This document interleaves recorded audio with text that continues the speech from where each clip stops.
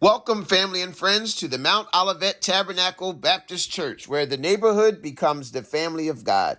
Thank you for tuning into our service today. Please join us on our conference call line for prayer Monday through Friday at noon and at 6 p.m., and as well as Bible study on Wednesday at 7 p.m. For more information, connect with us on social media at MOTBC on Purpose, or you can visit our website at motbc.org. Now it is time for us to grab our coffee or tea, sit down, and enjoy conversations with Reverend Cheryl. Be blessed.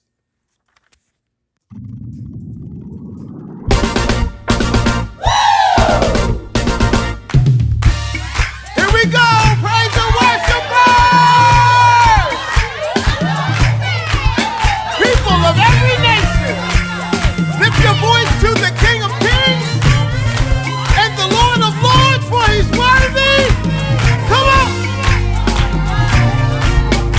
Come on and put your hands on it. Hallelujah, Lord, we glorify you. Come on, TPA, tell them the Lord is great. The Lord is great and worthy of praise in the city of our God. It's within your temple. In your temple we meditate. For your unfailing. Lord, unfailing love. Well, lift your voice and say, I will sing. I will sing praise to thy name most high. For Lord, you do marvelous things. Tell them, say your praises shall reach. Praises will reach to the ends of the earth.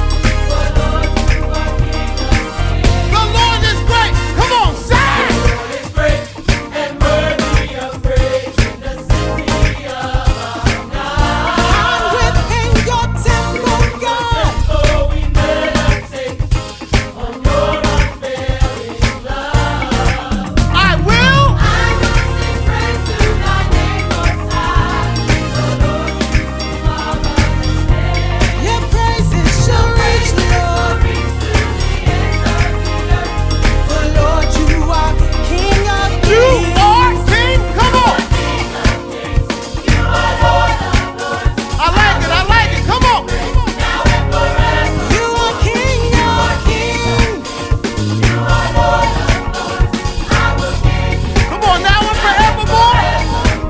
And with my heart, praise. with my mind, with my soul, with my whole life, with my hands, with my feet, with my dance, and with all of me. People of God, I will bless the Lord at all times. His praises shall continually be in my mouth. Cast your cares on him because he cares for you. Yes, say. Won't let the rocks cry out for me. Won't let the rocks cry out for me. Won't let the rocks cry out for me. Won't let the rocks cry out for me. Won't let the rocks cry out. Won't let the rocks cry out. Won't let the rocks cry out. Won't let the rocks cry out. Won't let the rocks cry out. Won't let the rocks cry out. I'll give you glory and honor. Uh-huh. I'll give you praise, Lord.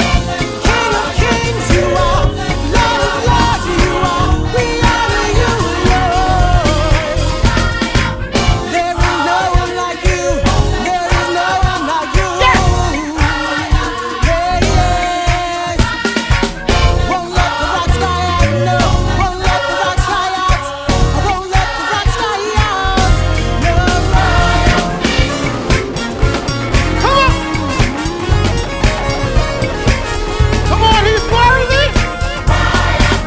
King of kings you are, Lord of lords you are, my everything.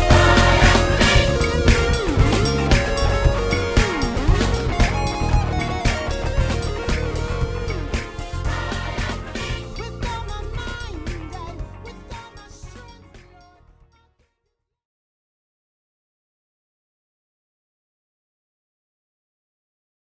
Good morning, beloved. Welcome to Sunday Morning Conversations. I pray you are encouraged by our weekly viral gatherings. One thing is for certain, we find ourselves working our faith during this season. If we look into the scriptures, we find a definition for faith in the book of Hebrews, the 11th chapter. Hebrews 11:1 says, "Now faith is the substance of things hoped for and the evidence of things not seen." Some refer to this chapter as the Hall of Faith. You know, in the natural, there's a Hall of Fame where famous ball players are profiled.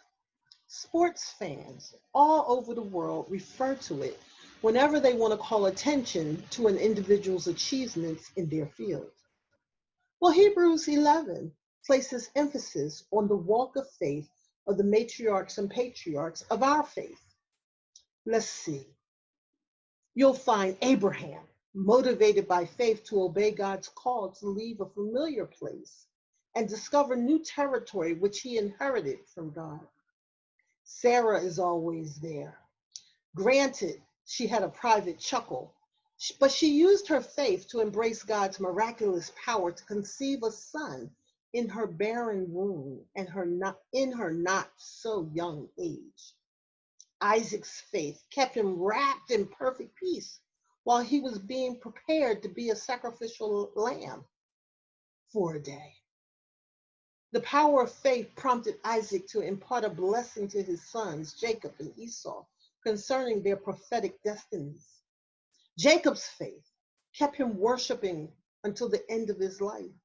And Joseph's faith was inspiration to see prophetically into the future, because he was able to see and prophesy about the exodus of Israel out of Egypt.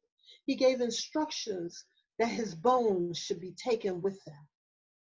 Faith prompted Moses' parents to ignore a king's edict and hide the baby for 3 months. Faith enabled Moses to choose God's will and drop the protection of Pharaoh's house. Faith will cause you to do some things. For Moses, faith caused him to be fearless. Faith of the people pulled down the walls of Jericho after the people marched around it 7 times. Faith provided a way of escape for Rahab. And the list of faith's Hall of Fame goes on and on. Gideon and Barak, Samson, David, Samuel, all contributed to pulling down kingdoms and establishing justice. The faith of the 3 Hebrew boys, Daniel, Meshach, and Abednego, depleted the appetite and shut the mouths of lions. It was a faith-filled Shunammite woman who saw her doorknob dead son raised in resurrection power. Faith is the essence of our hopes and dreams. It is the spiritual fabric required to get a glimpse of the unseen while waiting for the manifestation of God's promises. Faith permits us to encompass a visual perspective concerning the revelation we have about the invisible. Faith approaches us every time the sacred scriptures are read in our hearing. God's intent for humanity is revealed through his holy word and revelation.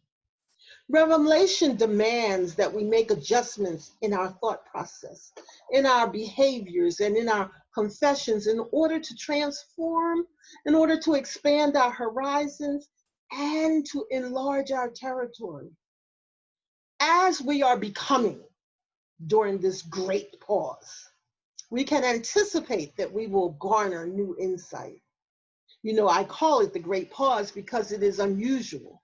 We're used to taking breaks, periods of resting ourselves for a week or two, taking luxury vacations, or even staycations.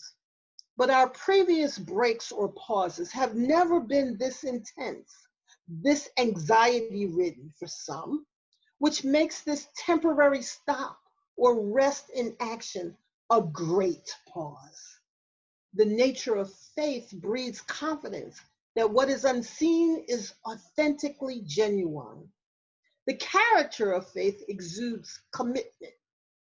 Faith models stick-to-itiveness and resilience.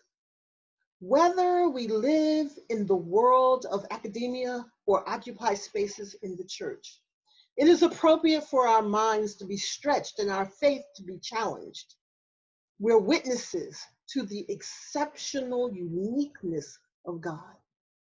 During this great pause, we not only have opportunity, but time to bask in God's presence, study his word, and adorn his grace daily without interruption, and as often as we choose. The great pause or the conditions of COVID-19 pandemic find us waiting in faith. Faith is active. As we look at the works of the matriarchs and the patriarchs in Hebrews 11, every one of them put forth some effort, some work. Each one of them were required at some point of their faith walk to trust and rely on God. Faith works. You know that already. Trust is an imperative component of faith. Trust is simply relying on God's truthfulness, his faithfulness, his integrity, and the authenticity of his promises. The sustainability of our faith relies upon us trusting in the Lord. We may be in a great pause right now, but we are on our way, each one of us, to a brand new season of limitless possibilities. Don't you dare lay your faith down during this great pause. If we keep doing the faith work of praying and fasting and studying and helping others with intensity towards a full-bodied hope, and stay the course with committed faith, we will be usable vessels in the hand of God when we are safely released to re-enter the world again. This is definitely a season when we must walk by faith and not by sight. If we do two things, if we remain open to the work of God, we will organically grow from faith to faith. And if we keep our attention focused on the cross and the salvific work of Jesus Christ, we will grow expeditiously during this great pause. It is faith that will enable us to endure the great pause. Selah. Until next week, be encouraged, my friends.